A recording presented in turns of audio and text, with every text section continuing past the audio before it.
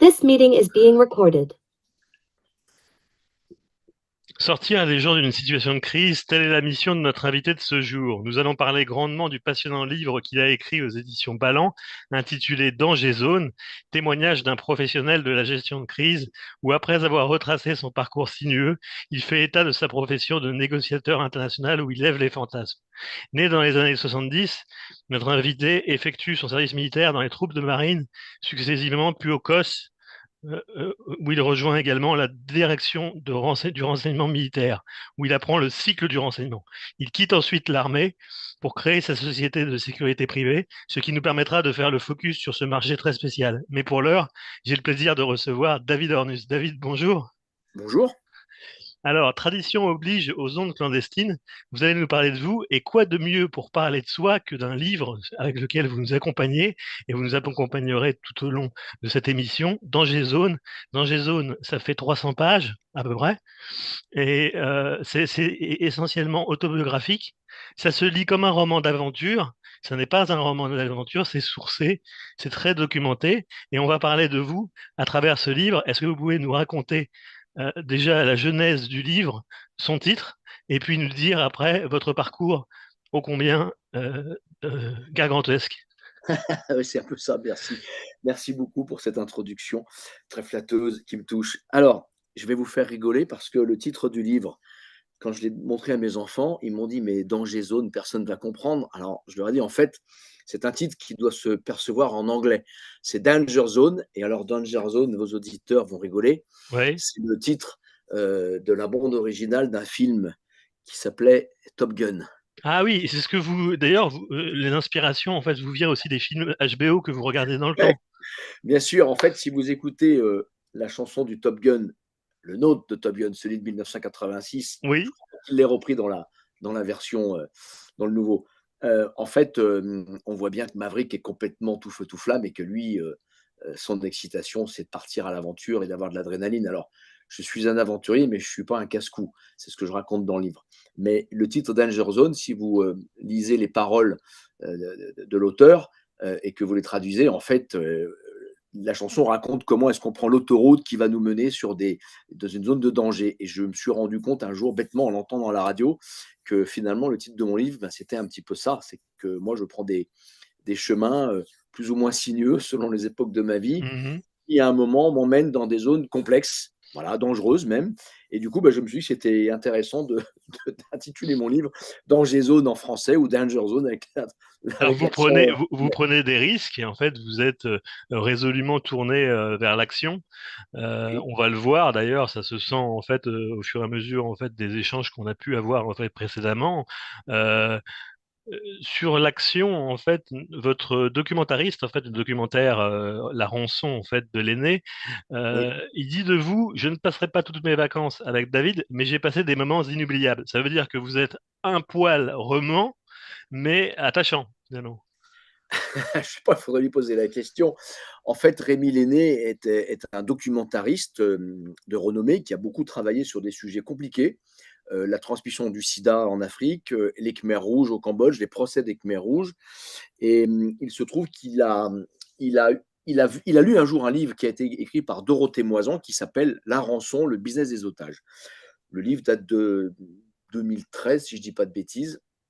Et Dorothée Moisan m'avait à l'époque interviewé parce que j'étais déjà dans cet écosystème des gens qui interviennent en situation de crise, particulièrement au profit des assurances risques spéciaux, qui sont des solutions assurantielles qui assurent entre autres les kidnappings avec demande de rançon. Mais pas que ça. Mhm. Et Dorothée Moisan m'ayant interviewé, elle m'a fait la grâce d'avoir quelques lignes avec mon nom dans son livre.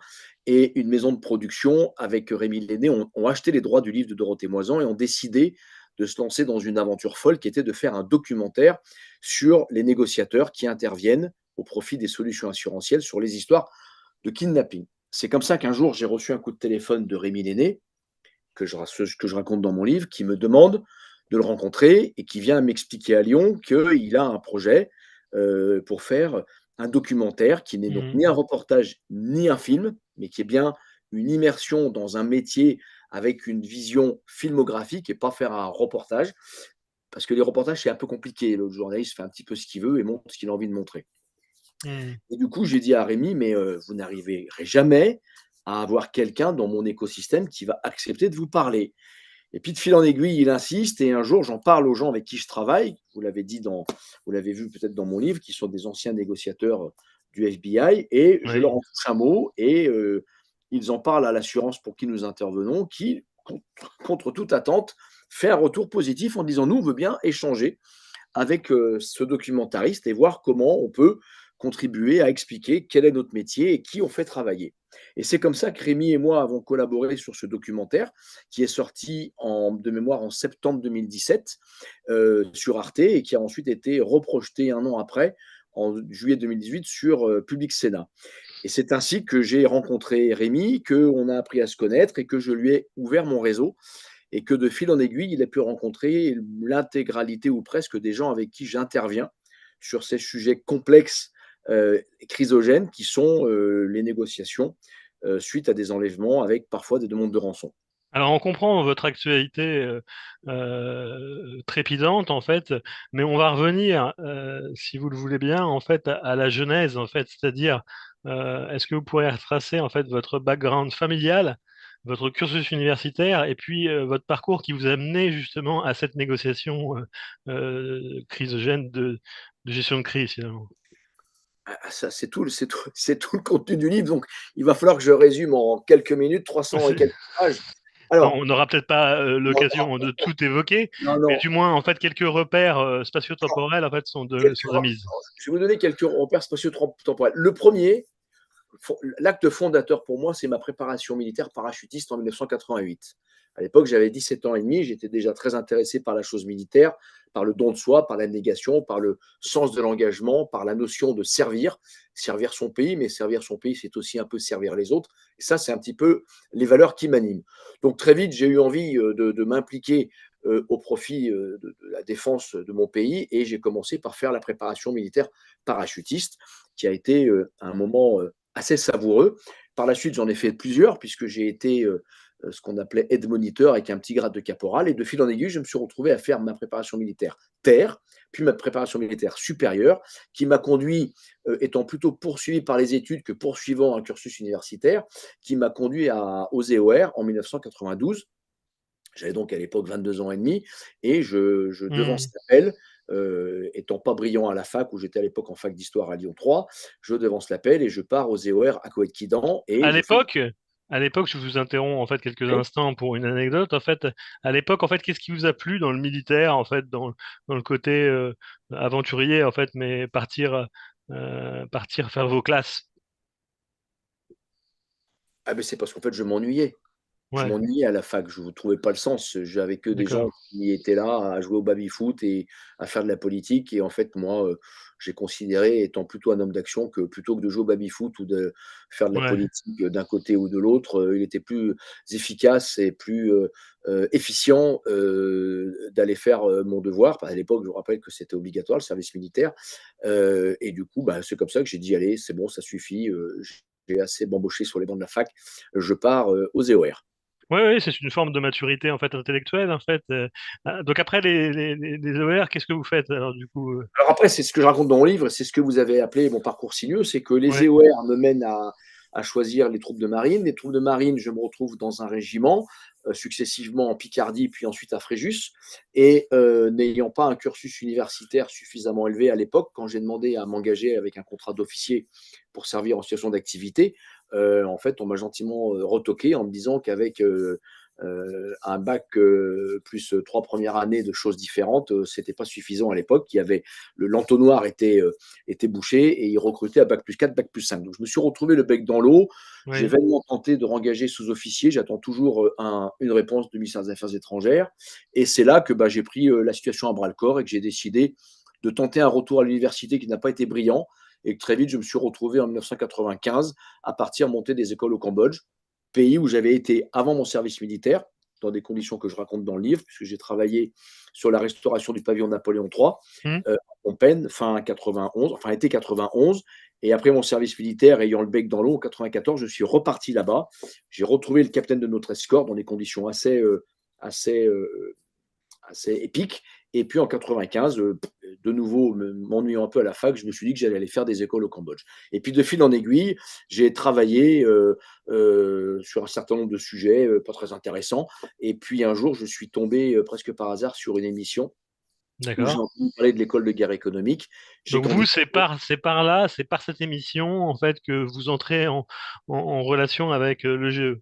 Absolument. Une émission s'appelait, c'était Delarue qui la faisait, et c'était une émission débat à l'issue d'un film qui s'appelait Les loups entre eux à l'époque.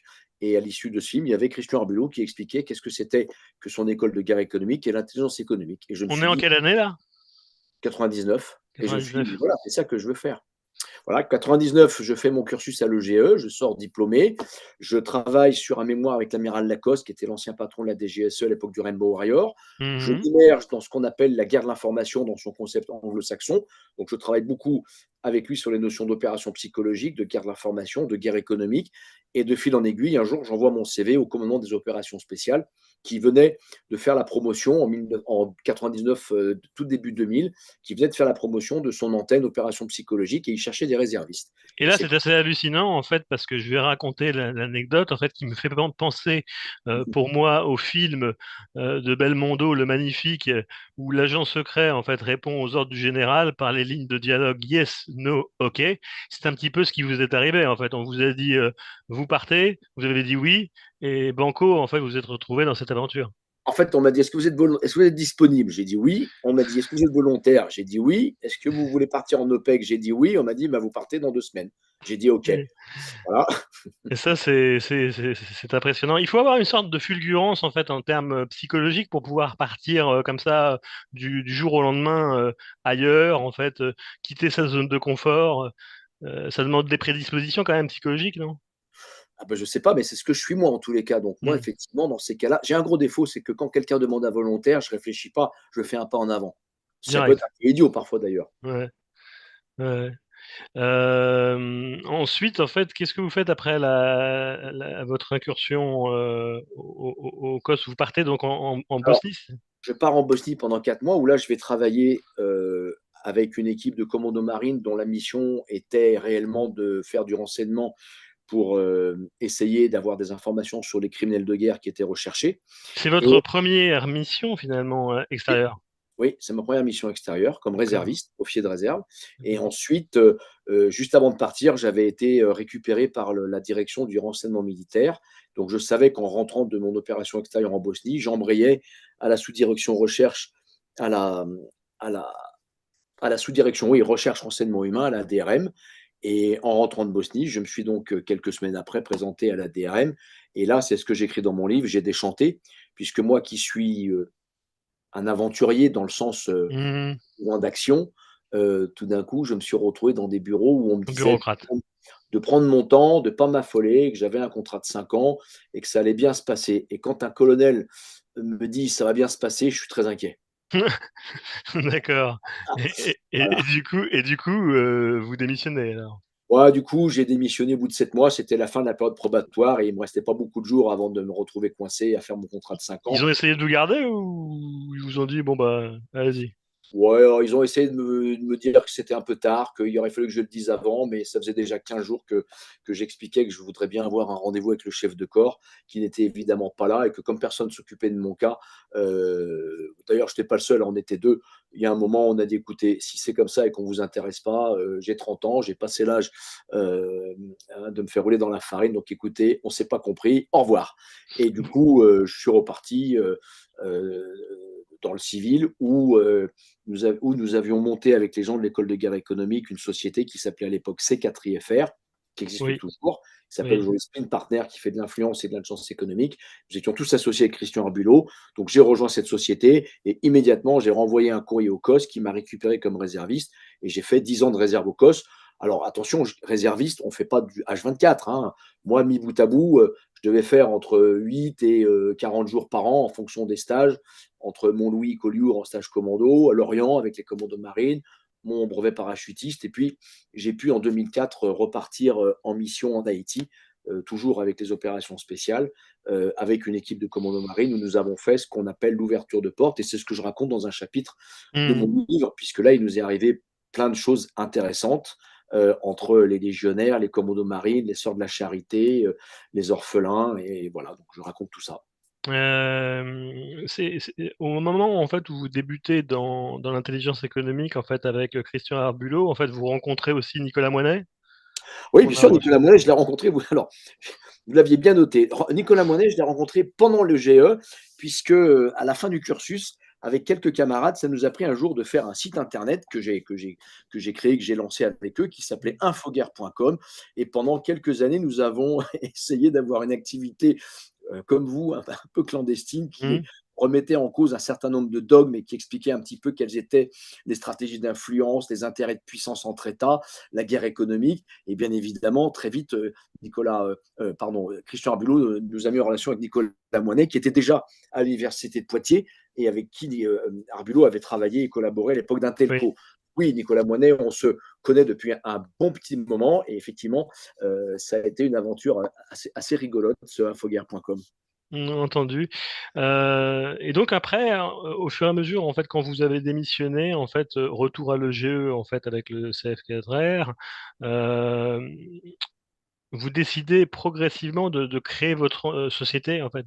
Absolument. Alors, vous l'avez bien compris, hein, entre la tête que j'ai, le franc-parler que j'ai Ouais. et mon sens de l'engagement, moi, je suis un homme d'action. Je suis un entrepreneur, j'ai un fort sens de l'engagement, j'aime relever des défis, j'aime être impliqué sur le terrain dans des situations compliquées et j'aime travailler en collaboratif. Et très vite, ce qu'on faisait chez C4IFR, qui voulait dire en fait commandement, contrôle, communication, qui sont les 4 C D'accord. de la doctrine américaine de guerre d'information. Moi, je voulais plus de terrain, je voulais plus. Alors, quand je dis action, il ne faut pas que les gens se trompent, hein. Je ne suis pas l'aventurier qui va faire n'importe quoi. Oui, Mmh. j'aime l'inconnu. C'est d'ailleurs mon champ de section à Coëtquidan, hein, la route vers l'inconnu est toujours bienvenue. Et Mmh. oui, c'est quelque chose qui résonne en moi. Donc, il y a un moment, j'ai dit, écoutez, moi, Paris, en plus, j'avais d'autres projets et j'ai décidé de prendre la tangente, une autre direction et d'aller créer une structure qui serait plutôt orientée renseignement et investigation. Et j'ai commencé à écrire quelques articles au profit des éditions Linvosel et Autrement sur le renseignement américain, le renseignement russe, le renseignement allemand. Et il s'est trouvé qu'un jour, le patron des opérations spéciales, qui était le général Poncet, m'a mis en relation avec deux de ses anciens subordonnés, avec qui nous avons décidé en 2003 de créer Secopex, qui fut la première société française à revendiquer l'appellation de société militaire privée. Comme je l'explique dans mon livre, ça n'a pas marché. Ça a été un échec cuisant. Et 3 ans après, en 2006, Oui. j'ai repris ma liberté et j'ai créé ce qui a été pendant 20 ans CorpGuard. Ah ouais, d'accord, exactement. Et quelle en est l'activité, en fait, de CorpGuard, alors? Alors, CorpGuard est une société qui fait ce qu'on appelle de la sécurité économique. Donc, je ne fais pas de gardiennage et je fais des activités qui sont vraiment dans le tropisme anglo-saxon de corporate security. Donc, je Mmh. travaille sur toutes les problématiques liées à la criminalité économique et aux luttes d'influence économique. Ça Donc va c'est du vaste. Ah bah très, ça va du conflit entre associés, ça va de la recherche d'informations pour prendre une décision stratégique, ça va de l'intelligence économique en passant par l'influence, la cybersécurité, la recherche de renseignements qu'on peut ensuite décliner en preuve si on a besoin. Donc il y a une partie d'activité qui s'appelle détective privé, hein, mais je ne travaille bien évidemment que pour les entreprises. Et en fait, les problématiques globales sur lesquelles je travaille depuis 20 ans, c'est vol, fraude, trafic, contrefaçon, détournement de clientèle, conflits entre associés, Ouais. déstabilisation d'entreprises, conflits sociaux, gestion de crises diverses et variées, jusqu'à la sécurité des entreprises et la sécurité de la mobilité internationale, c'est-à-dire comment est-ce qu'on sécurise les collaborateurs des entreprises qui vont dans des pays parfois complexes, sachant que la crise, elle peut aussi intervenir parfois en zone non complexe. Il n'y a Alors j'ai pas une que question, les pays exotiques où il peut se passer des choses. qui me vient à l'esprit là. Votre, emploi du temps, en fait, sur une journée type, ça ressemble à quoi? Ah bah ça dépend, c'est jamais la même chose, c'est C'est pour ça que jamais la ça. même chose. Non, non, et alors, je préviens vos interlocuteurs et nos auditeurs. La Mmh. gestion de crise, bien évidemment, je sais la faire et j'en ai fait un certain nombre, dont celles que je raconte dans le livre, mais ça n'est pas mon quotidien. Le quotidien sont plutôt des prestations de renseignement économique, d'intelligence économique, d'ingénierie sûreté, de veille, d'accompagnement des entreprises dans leurs réflexions sécuritaires, jusqu'à l'audit bâtimentaire, et puis du conseil. Globalement, c'est ça. Et de temps en temps, il y a effectivement quelque chose qui est un peu plus, je ne veux pas dire excitant, mais qui est un peu plus complexe, sur lequel il faut intervenir avec mes équipes de collaborateurs qui vont avec moi sur des situations jusqu'au kidnapping ou à l'intervention post-attentat, comme ça a été le cas en mars 2016 en Belgique à Zaventem. Dans votre livre, en fait, vous parlez de votre expérience en matière de négociation de crise, justement. Oui. Est-ce que vous pouvez nous donner un exemple concret, en fait, de négociation de crise que vous avez mené, Alors là, sans en déflorer non, mais vous me le prenez un petit secret? peu court des négociations de crise, des situations de crise complexes. J'en ai eu Par entre la exemple, je me dis, en fait, vous êtes une des références, en fait, en France, en fait, de négociation de crise sur les otages, par exemple. Est-ce que on vous a sollicité, notamment, en fait, sur les otages en français en Israël, par exemple? Absolument pas. D'abord, je vous remercie de penser que je suis une référence. Je ne sais pas si je suis une référence. Oui, j'ai fait des choses. Maintenant, c'est pas parce que j'ai fait quelque chose, un certain nombre de choses, que je suis forcément Ouais. connu dans les strates et les sphères parisiennes. Non, en fait, nous, on intervient. C'est là où il y a toute une explication de texte à faire. C'est que nous, on intervient pour des entités, des organismes qui ont souscrit des solutions assurantielles. Et du coup, lorsque vous avez un sinistre, comme lorsque vous êtes sur l'autoroute et que vous crevez, mais en fait, vous n'appelez pas votre assurance. Enfin, vous appelez l'assurance qui vous envoie sur le garagiste. Et en fait, moi, je suis le garagiste. Donc, les entreprises ou les organismes, journaux, médias, ONG, lorsqu'elles ont un problème de crise couvert par la police d'assurance, en fait, elles préviennent l'assurance qui leur dit appelez la ligne d'urgence. La ligne d'urgence, c'est les gens qui me font travailler, avec qui je travaille depuis bientôt 15 ans, qui sont les anciens négociateurs et surtout l'ancien responsable de la cellule de négociation du FBI, qui s'appelle Chuck, qu'on voit dans le documentaire La Rançon et dont je parle dans mon livre. Et en fait, c'est leur société qui travaille pour une des assurances qui assure ce type de risque, de crise. Et dans ces cas-là, lorsque c'est une crise qui implique un Français, une entreprise française qui est en zone francophone, où la France est impliquée d'une manière ou d'une autre, soit par l'entreprise, soit par la famille, soit par les collaborateurs, je suis sollicité. Et c'est dans ce cadre que j'interviens. Vous citiez, en fait, les experts du FBI. Quelle est la différence fondamentale, en fait, entre leur expertise, leur vision des choses et la nôtre, par exemple, en termes de... Alors là, il faudrait un livre C'est entier pour dur. expliquer ça. D'abord, est-ce qu'il y en a une? Je ne sais pas. En fait, il faut avoir à l'esprit que ce sont un petit peu une équipe du FBI qui a été impliquée dans les années 70 euh, sur les histoires de, de tueurs en série. Et il y a un ou deux individus. Il y a d'ailleurs une série Netflix, je crois, qui s'appelle Mindhunter, qui est Oui. très bien faite, où on voit un binôme du FBI qui commence à s'interroger sur ce qu'ils appellent le pattern, c'est-à-dire est-ce qu'il y a un schéma des criminels en série, des tueurs en série violents, et ils vont tous les interviewer, ils vont faire un travail de psychologie pour essayer de déterminer quels sont les schémas qui font qu'on a affaire à un tueur en série, et ils vont comme ça relever des cas, des cold cases, des cas qui n'avaient jamais été résolus, en se disant, en fait, ce sont des tueurs en série, et de fil en aiguille, ils ont développé une approche opérationnelle qui est novatrice, jusqu'à ensuite se dire, finalement, sur les situations d'otages, avant de faire venir le SWAT, c'est-à-dire le GIGN local, Hmm. peut-être qu'on peut quand même parfois essayer d'ouvrir un canal de communication, et peut-être que la négociation peut permettre d'éviter d'avoir des morts tout de suite. Voilà, au bout d'un moment, la négociation, elle ne marche pas toujours, mais en situation de prise d'otage, lorsque vous avez des forces régaliennes d'un État, d'un pays qui intervient, il est toujours de la prérogative de l'État ou des forces de sécurité Hmm. d'avoir un ordre qui vient d'en haut et qui dit maintenant ça suffit, on n'a pas le choix. Lorsque vous êtes dans le privé et que vous avez une situation d'otage avec une entreprise au Mexique, en Bolivie, au Cambodge, au Tchad, en République du Congo, en Irak, c'est pas pareil. Il n'y a pas de régalien là, on est dans du business, ou avec les pirates somaliens, ou en Afghanistan. C'est une logique quand même de business, sauf quand les gens sont en combinaison orange et que là, c'est politique. Et que tout ce que veulent les méchants, c'est de leur couper la tête devant une caméra. Là, c'est plus Hmm. du tout la même histoire. Et vous avez travaillé sur des cas d'évacuation d'urgence, de disparition, de kidnapping, en fait. Et comment est-ce que vous gérez la pression dans ces situations extrêmes? La pression, est-ce que c'est une donnée, en fait, ou vous êtes tellement dans l'action, en fait, que vous y pensez pas?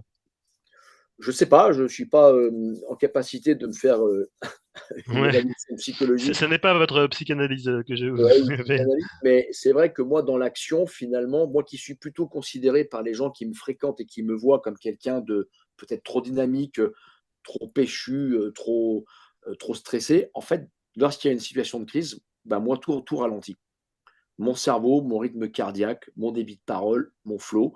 Et en fait, la situation de crise m'amène une forme de clairvoyance qui me fait voir assez rapidement ce que je peux mettre en œuvre pour essayer de trouver une solution de sortie de crise ou en tous les cas, la meilleure solution pour apporter un soutien à la personne ou aux personnes ou à l'entité qui subit une crise violente, que ce soit un décès à l'international, que ce soit une détention, que ce soit un enlèvement, ou même parfois d'ailleurs un conflit social avec un problème, une problématique de séquestration d'un dirigeant.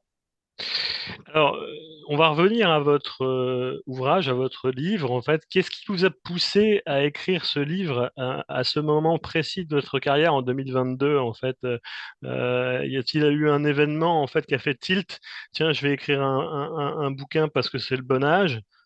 Comment ça s'est passé? Alors, depuis 2014, j'avais déjà envie d'écrire des choses, parce que je trouve quand même que lorsque je me regarde dans la glace, je me dis, j'ai quand même une vie où je me suis fait plaisir, je me suis éclaté. Et il y a tellement de jeunes qui m'interrogent lorsque je donne des cours à la fac ou dans des écoles de commerce pour savoir quel a été mon cursus pour arriver à faire ce que je fais aujourd'hui.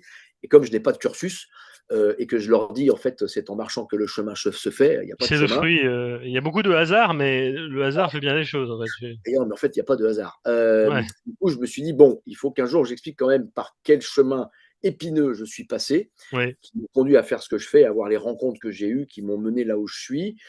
Et puis, depuis 2011, à l'occasion d'échanges et de soirées entre amis, quand je racontais un petit peu d'où je venais, ce que j'avais fait, très vite, un certain nombre de camarades m'ont dit, mais il faut que tu écrives.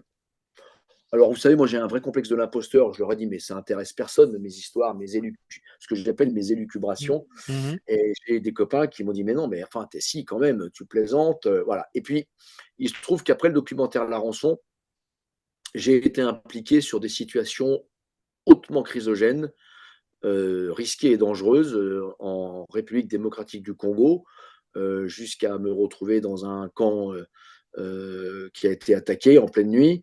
Voilà. Donc, il y a un moment où je me suis dit, tiens, c'est vrai quand même, j'ai fait des choses. J'ai ramené des otages. Dans On ces en a cas-là, on pense à quoi alors du coup, en parlé. fait, quand on se fait attaquer en fait comme ça, dans des circonstances en fait dures, on réalise en fait le danger ou on est Ah oui, dedans c'est et mon on est. métier. Ah oui, c'est mon métier, c'est de réaliser le danger pour justement Ouais, pas me mettre en danger. c'est ça. Donc, ah oui, on réalise très bien ce qui se passe et encore une fois, le rythme cardiaque se ralentit, l'adrénaline monte, le cerveau voit ce qui se passe et en fait, on se met en sécurité et on se dit: «Quelles sont mes options?» Donc je raconte dans le livre, hein, j'étais avec un camarade sud-africain qui était négociateur avec moi, nous étions Mhm. 2, hein, puisqu'on ne part jamais tout seul et très vite, on s'est mis, à l'abri comme on a pu dans un couloir. On a pensé aux ricochets, aux balles perdues. On s'est dit, bon, est-ce qu'on peut partir? Ça taradait tellement de tous les côtés que c'était pas possible. On avait fait un petit sac de sécurité au cas où ça arriverait, parce que on se doutait que ça risquait d'arriver quand même. Donc on avait de quoi boire, de quoi manger, de quoi tenir en se planquant dans la jungle quelques jours avec un passeport, un poncho. Et puis en fait, c'était tellement apocalypse now que finalement, c'était totalement impensable d'envisager sortir, ça aurait été prendre une balle perdue. Donc du coup, bah, en fait, on a attendu en se disant, bon, bah, si les méchants rentrent dans le camp et qu'ils viennent nous chercher, bon, écoutez, Mhm. on gérera. On savait qu'on n'était Mhm. pas tout seul de toute manière. On avait la chance d'avoir une connexion satellite sur le camp, donc on était en liaison WhatsApp tout de suite avec notre chaîne de commandement, notamment Chuck aux États-Unis. Et on s'est dit, bon, ben, ici, il faut se préparer à partir, autant se mettre dans la tête que ça risque d'arriver plutôt que d'être surpris si ça nous arrive. Mhm. Voilà. Il nous reste deux points à aborder avant de terminer notre entretien. Le Oui, premier concerne en fait la CIA. Vous savez, elle écrit un ouvrage prospectif en fait en 2000, à ouais. 2040, à hauteur de 2040 en fait sur les environnements sécuritaires. On n'a pas ça en France, en fait, mais si vous deviez vous livrer à l'exercice, vous, David Arnus, en fait, de prendre la place en fait de la CIA et d'imaginer le monde sécuritaire tel que il pourrait être, quel serait-il? Non, j'ai pas la capacité à faire ça. En fait, vous avez Ouais, raison, et je l'ai écrit il y a pas longtemps. C'est vrai que la CIA a une capacité d'analyse ultra puissante, hein. Ils ouais, utilisent beaucoup de jeunes universitaires qui ont le cerveau bien fait. Et nous, en France, parfois, je m'interroge, et je l'ai écrit dans un blog il y a pas longtemps, pourquoi est-ce que nous, la France, on n'est pas capable d'avoir la prospective de la DGSE à 10, 15, 20 ou 30 ans? Ben, je ne sais c'est pas. vrai. c'est parce que c'est pas notre culture, Super. et parce que nous n'occupons pas le terrain de la connaissance, comme dit Christian Arbulot, mais je ne prendrai pas le risque de faire des projections sécuritaires. Ouais. Moi, je reste un opérationnel, je suis un praticien, je ne suis pas un Mm. théoricien, Mhm. et on a quelques échéances qui vont nous arriver en France, les Jeux Olympiques. Il faut être préparé pour que ça se passe bien, parce qu'il y va du renom de la France, et faire en sorte qu'on n'ait pas de problème. Mais après, vous avez des problématiques sécuritaires locales, hein. Je suis élu local, moi, dans ma commune, donc je vois bien ce que c'est que la problématique Mhm. de sécurité du quotidien. Vous avez la problématique de la criminalité organisée, de la drogue, du trafic d'êtres humains. Vous avez la criminalité transfrontalière, les mafias, et puis le trafic d'armes, et puis bien évidemment le fait religieux qui touche les entreprises, les organismes Ouais. et la société en général. Et vous mettez tout ça en perspective avec ce qui se passe au niveau international, que ce soit entre Taïwan et la Chine, entre la frontière du Mexique et des États-Unis, le Moyen-Orient, l'Afrique où nous sommes en train de nous faire remettre dehors, même mettre gentiment à la porte d'ailleurs, et l'Ukraine, ben, effectivement, on est dans une situation chrysogène. Chrysogène, je crois qu'il faut en avoir conscience. Alors, c'était la dernière question. L'autre point, en fait, concerne le mot de la fin. Vous pouvez nous dire ce que vous avez envie, en fait, de nous dire, en fait, sur ce mot. C'est à vous. Alors écoutez, je voudrais quand même préciser que mon livre, je ne gagne pas d'argent, je ne souhaite pas gagner d'argent avec, donc je redonne l'intégralité de mes droits d'auteur au profit des blessés, veuves et orphelins de guerre, et ceux qui liront mon livre comprendront pourquoi. Euh, J'aime bien terminer souvent en disant deux phrases pour les gens qui nous écoutent. Il faut savoir jusqu'où ne pas aller trop loin, c'est-à-dire qu'il faut quand même toujours s'interroger, ça ne sert à rien d'aller prendre trop de risques, donc j'aime bien cette phrase, qui était la Mhm. phrase d'un de mes adjudants-chefs, et j'aime bien cette phrase du général Bijard qui dit: il est plus facile de renoncer que de vouloir. Mhm. Très bien, en fait, David Dornus, en fait, on va terminer, en fait, sur ces mots intéressants, sur ces belles paroles. Merci. Quant à moi, en fait, je rends l'antenne et je vous retrouve en fait dans un prochain volet en fait des univers de la sécurité. Je vous remercie en fait, David, de nous avoir accompagnés tout au long de cette émission et je vous dis à très bientôt. Merci à vous. Bonsoir. Bonsoir.